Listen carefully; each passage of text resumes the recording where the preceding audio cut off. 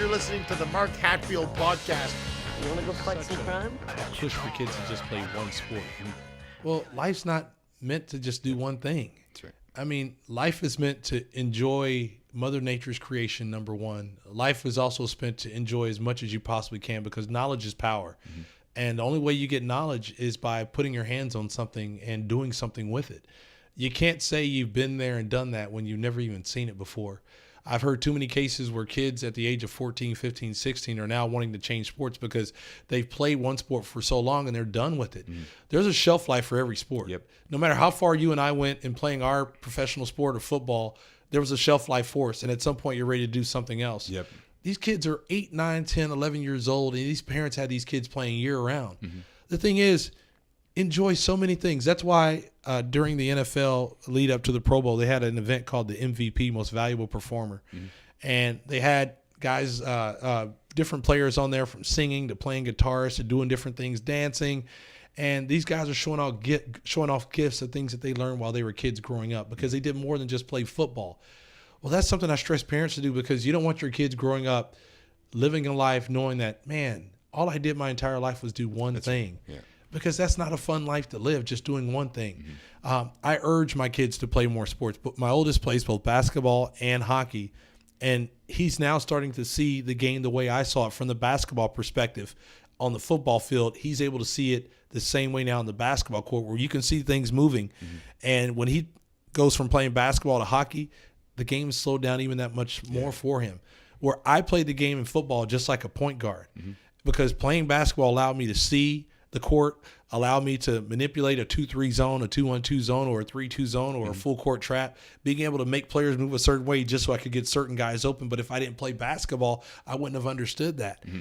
The thing is, enjoy what life has to offer for you because once it comes to that point where you have to make the decision, at least you can say you've been there and you've done that and you know exactly what you want. Mm-hmm. The thing about hockey, and I find too, and exactly what you're saying, is you have to start it from a real young age to sort of be competitive in it anyways. And when it's started at a real young age, it's not the kid's decision, right? It's the adult's decision, which is fine because you got to make decisions for your kids. Right. But then, like you say, you got to let them try other things and experiment, see what it is that they're suited for and they enjoy, right? Yeah. That's exactly. So they play basketball? Yeah, the oldest plays competitive basketball and competitive hockey. Last year he did the whole AA thing, and he enjoyed it, but it was a nuisance because he was living the life at 10 years old that I lived while I was playing at Temple University. That's right, yeah. School during the day, practice every day, lift, work out.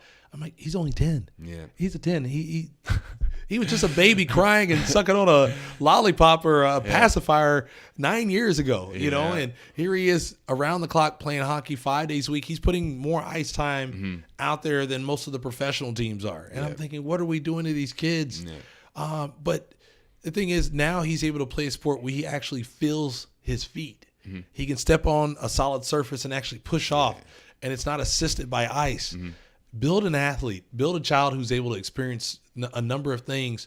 So therefore, and I want to tell you this, Mark, because I train with a number of different guys that are doing great things that played just yesterday at the All-Star game in Tampa that I trained with in Calgary before they went, to their season. Most uncoordinated athletes I'd ever been around because you get them on ground doing the rope drill, ladder drill and such, and they have no idea how to move their hands. They can't even pump their hands with their legs. Yeah. They can't catch a ball. They can throw it barely, but you get the stick in their hand and play some ball hockey on a basketball court. Oh, they're scrambling eggs out there. But you get these guys shooting basketball. Oh my goodness, it looks like Will Smith on Fresh Prince of Bel-Air with those 8-foot rims, and they're out there dunking. But it looks so uncoordinated. And the thing is, they just haven't experienced those things, and they let you know they didn't. Yeah. Yeah, for sure. I mean, I can still remember even football players to a certain degree. When you put them on a basketball court, they can look terrible. Yeah, it's true, right? And you often see why someone's good at football when you see them on a basketball court and they're real good. You know what I mean? Like, wow, that guy's pretty slick. And that's when you know he's a good athlete, right? That's right. My mind, I started off playing a lot of basketball, and it was all about the lateral movement. You those terrible drills your coaches have you doing, going sideways with the knees bent over and over to learn to play defense, and you hated them. Well, guess what? I became an offensive lineman because of that coach. Yeah.